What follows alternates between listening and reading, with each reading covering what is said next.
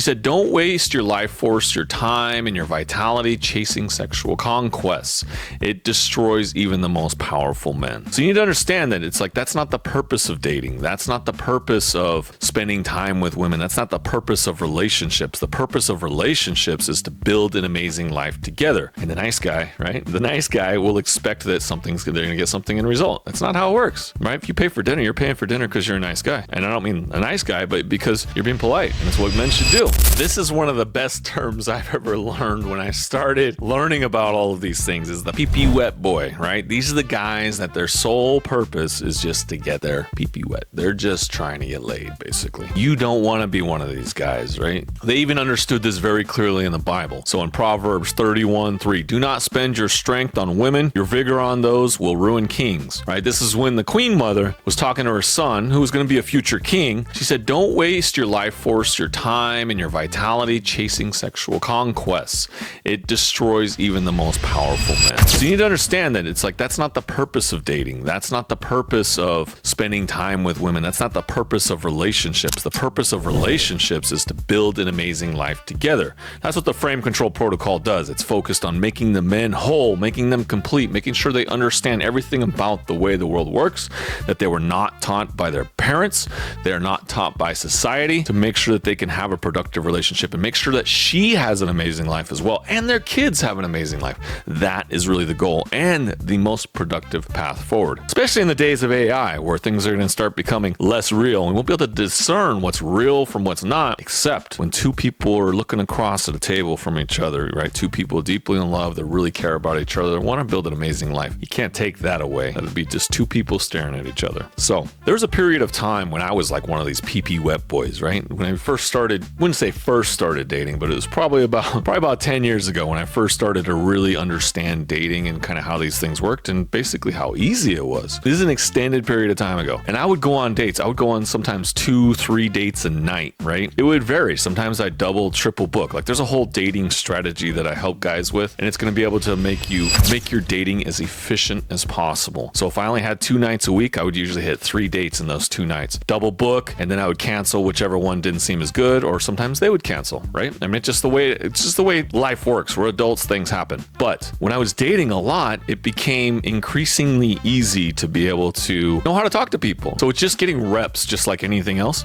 And then what happens is you start to recognize patterns, right? You start to get really good at like what's going to happen, at the end of the date. Sometimes you're wrong. Obviously, everyone's different and you're never really sure how it's going to go. I remember I went on this coffee date once and I was like, oh, this chick's into me. And it just kind of ended abruptly. I think she had like gotten a text from someone or something. It kind of ended abruptly and I never heard from her again. So, or maybe I said something off. It's completely possible. But once you start dating a lot and you start getting into that zone where you're doing like maybe 2 or 3 nights a week and you're hitting like 2 or 3 dates, in a variety of places, you might do dinner for one, you might do dessert for another, and then coffee for another. And these are like first and second dates. These aren't necessarily like as you get into longer dates where you do more like action things. So what would happen is you'll get to the point where like there was a period in the beginning where it was, I wanted to be that pee-pee wet boy, right? Like it was always my goal, like at the end of the night to take one of them home or get to their place or whatever it was. And it became increasingly easy. It got to the point to where it's like I didn't even ask for it anymore. Like I had many occasions where we were just on the date, just hanging out, maybe having a drink, going to happy hour. And she'd be like, hey, you want to go back to my place? And I'd be like, I mean, what am I going to say? And then I started thinking, I was like, why is this even happening? And that's where a lot of guys, they don't have the distinction of how much sexual energy they're projecting themselves, right? Because if you're not projecting it, then she's not even going to invite you to that. Now, some girls are just more promiscuous. I mean, it's just the nature of the beast. But I was getting this more and more with girls that didn't outwardly appear to me. I'd went on a lot of dates. So you kind of know the tells for girls that are like really promiscuous. But as I started dating more and more, you start getting more of those invites. Like it wasn't even me. And I got to the point to where it's like, I didn't want to go home with these girls because I was like, I only known you 1 or 2 dates. We've been talking on messages for, 1 or 2 weeks, or they were talking on my VAs. I would eventually started just tasking it out to people that would just chat for me. But I digress.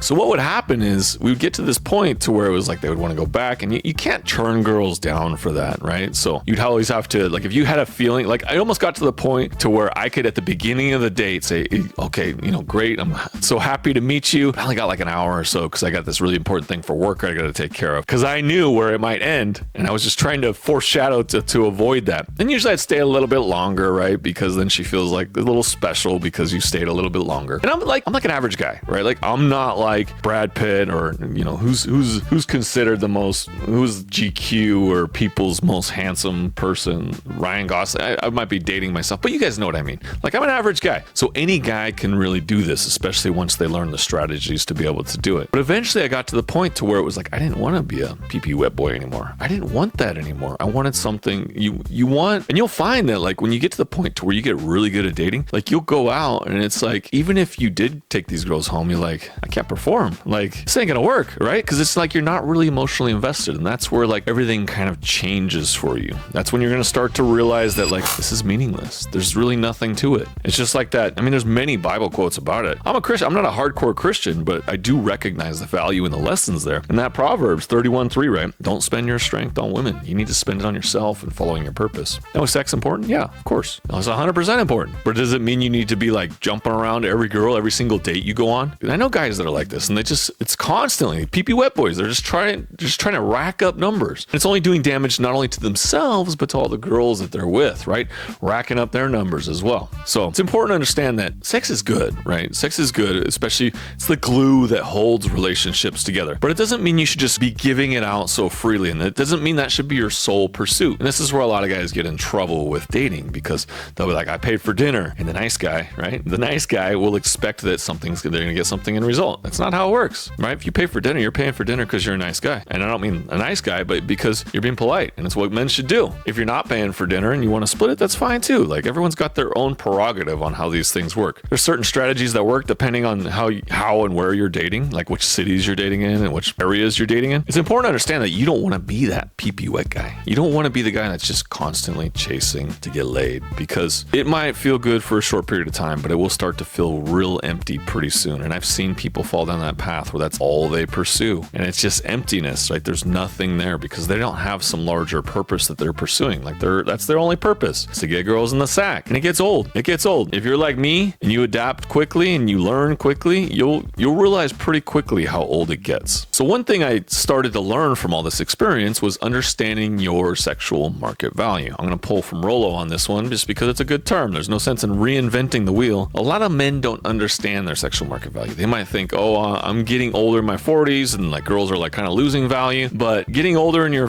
early 40s, late 30s, early 40s, yes, your value has increased if you've done the work. So if you've done the work, you're going to have enough money to be able to easily go on dates and pay for dates. This is why I always tell guys to wait, to start dating and start getting out more, because it's expensive. It's going to start adding, especially 2026. It's going to start adding up. So make sure that you have enough money to pay for dates. They're also going to, value is also presented by taking care of yourself, making sure you're in good shape. You don't need to have like a six pack and chiseled abs and everything. I mean, that's a nice plus, but at least just be in shape. Look like you lift, look like you can carry yourself, make sure that other men respect you, right? And you don't look like just some weak guy. Like, because if you're out with a very attractive woman, this is a high chance other men might approach her. And you can't be a guy that they'll look at and just kind of like discard you and pretend you're not even there. You have to be the guy that's like, I'm not going to talk to that girl because that guy could cause trouble, right? And you wouldn't, but you want them to at least think that. You want to be the guy that other men want to be and other women want to be with. That is the goal. That is the primary goal. And that gets your SMV higher. It doesn't go higher just by default. That's not how it works. Just like women, their value just doesn't drop by default. Typically, younger women have higher value according to the SMV scale. It's going to drop over time, but they can slow that curve tremendously by taking good care of themselves, establishing their bank, right? So they don't need you for money. They can, have a good life and not like sleep around too much. Like there's many things they can do to maintain their value as well. So the thing about SMV is girls' intuition, and girls inherently just understand SMV. They can see a guy and they know right away if he's got high SMV. Problem is a lot of guys can fake it really well. They can fake it with the words they use. They can fake it with the things they do. They can fake it. They can hide it behind like a really strong body and a very suave way of talking to women. There's a lot of tips and tricks you can do to kind of make it so you appear higher value. But you're gonna get exposed eventually. It's going to happen over time. Girls understand this. They know if you're a pee-pee wet guy. And some girls, they'll just like, well, I know this isn't gonna go anywhere, but he's hot. I want to spend time with him. So they're just gonna do it anyways, in hopes that maybe she can change the bad boy or something. But in reality, what's gonna happen is she's gonna eventually see that he's a low value man. Yeah, he might be attractive attractive and he might have all the physical features, but he might be lacking in intelligence. He might be lacking in emotional control. He might be lacking in resilience. Maybe he's broke. There's a lot of different things that you need to establish a long-term relationship. And you got to be able to show that you have that high SMV as a man. Here's what you should do to be able to get that higher SMV and make yourself so you can be like a little bit of a pee-pee wet boy, but at least it gives you more opportunities. You have to create a little bit of sexual tension with a girl when you're on a date. And then when you're on a date with a girl, creating sexual tension can be a wide variety of things. This comes through in the way you talk. This comes through in the way you present yourself. This comes through in the way you dress. And I don't even mean it has to be designer or fancy. It just comes through in the way that you take care of yourself, right? Like, is your shirt ironed, right? Are you wearing nice clothes? If you're wearing something that needs to be tucked in, is it tucked properly? Does it fit well, or is it loose and baggy? Are you wearing shorts and a t-shirt and flip-flops? Everything about your appearance and your body language, she's reading. Like, girls pick up on this really well. We have to give them that. They have a wicked intuition. And this is just her biology saying, is this man capable of producing children? Regardless of what she says, her biology is asking, is this man capable of giving me good children, good, healthy children? That's just her biology is just wired to say that. I don't make the rules. That's just how it is. So this comes through in your body language. This comes through in the way you dress, the way you look at her, the way you talk to her, right? How deep is your voice? How does your voice sound? Do you get like high and squeaky and nervous? Like, are you fidgety? And then you can also do this. I invented the touch flow guide, which is basically just Kino escalation. It's a very specific strategies on how to escalate and raise sexual tension on a date, right? Specifically for dating, but it can also apply to relationships or marriages that are a little bit distressed on the intimacy level. So it gives you an opportunity to be able to escalate up the scale, right? It goes from very, very subtle things to gradually increasing, and hopefully, you get intimate later. I mean, that's the goal, right? That's the goal at the end of the day. It's not the goal for every encounter you have with a woman and every date you have with a woman, but if you're going to develop a long-term relationship with this girl, it's going to be something you're going to work towards. So if you do these things and you raise your SMV as high as possible, and you're able to help girls understand that you're a high value guy and you are a guy that has value to bring to a relationship and to a future with her, then you're going to have a lot of opportunities, right?